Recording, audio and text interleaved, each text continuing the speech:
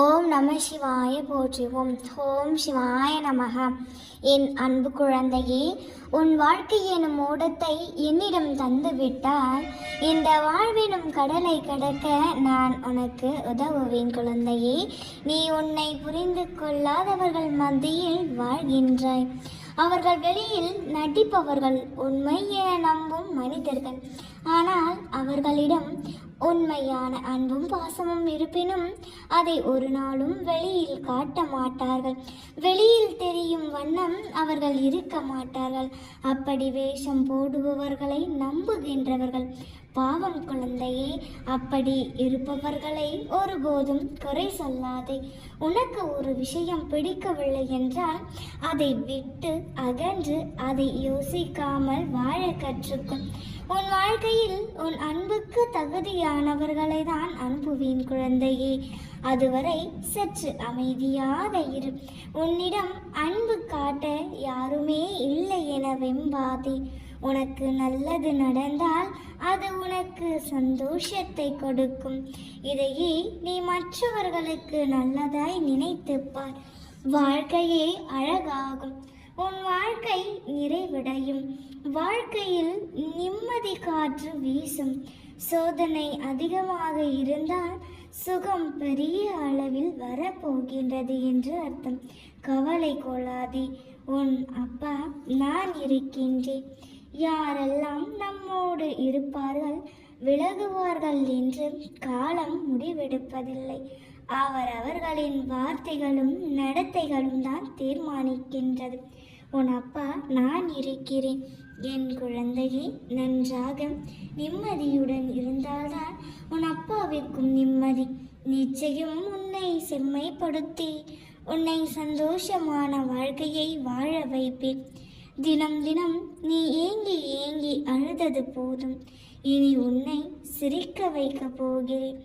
மாற்றங்களும் அதிசயங்களும் உன்னுள் நிறைய ஏற்படும் தங்கமே. கவலைப்படாதே. நம்பிக்கையை என் மீது வைத்து செயல்படு. உனக்கு துணையாக நான் இருப்பேன் எப்பொழுதும். உன் அப்பா தரும் வாக்கு உனக்கு.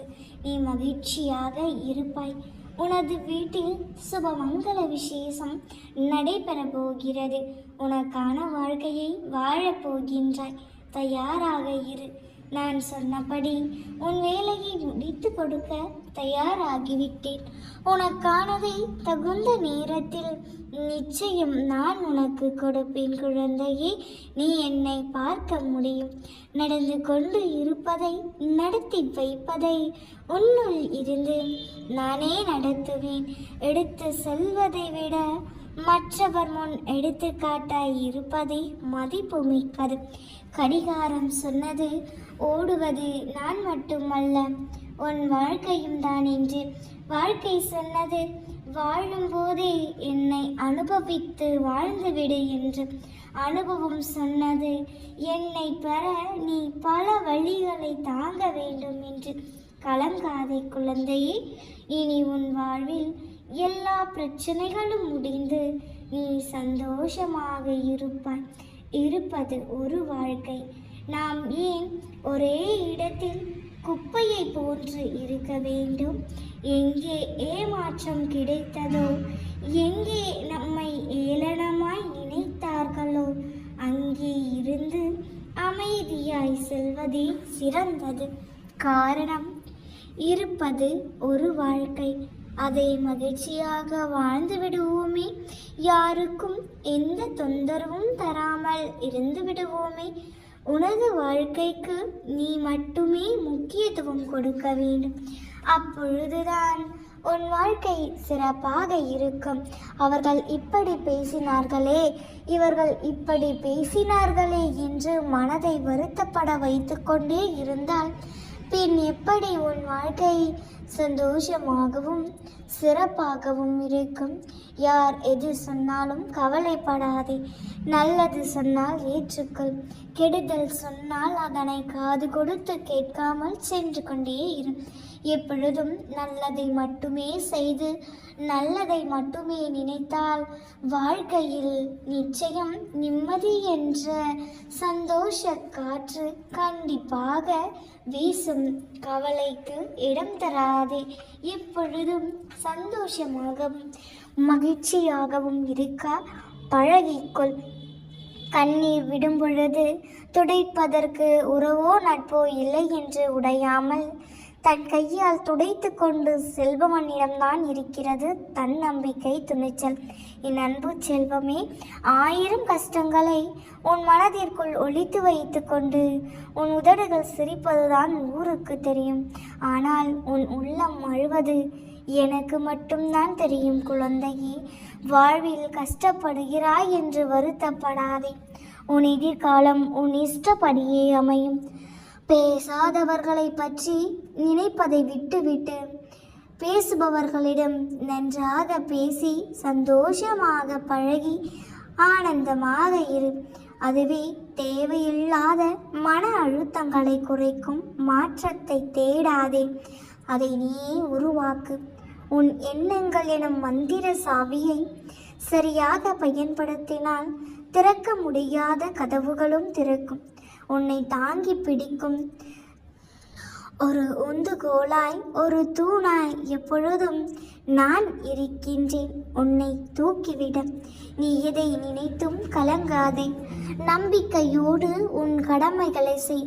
உனக்கான அந்த நல்ல நாள் நிச்சயமாக அது உன்னை தேடி வரும்.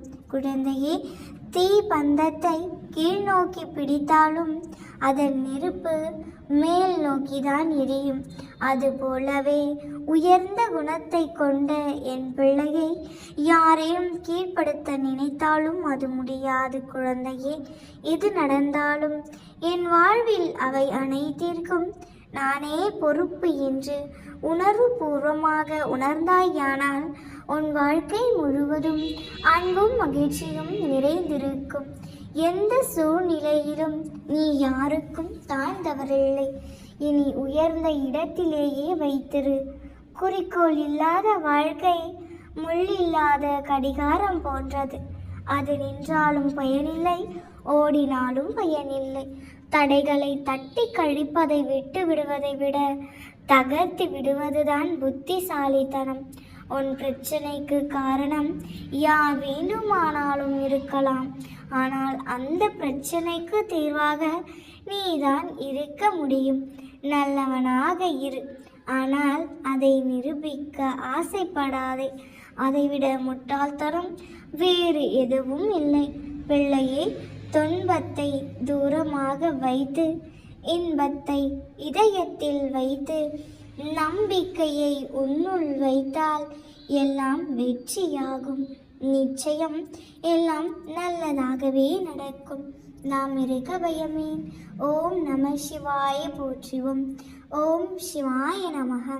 நல்லதே நடக்கும்.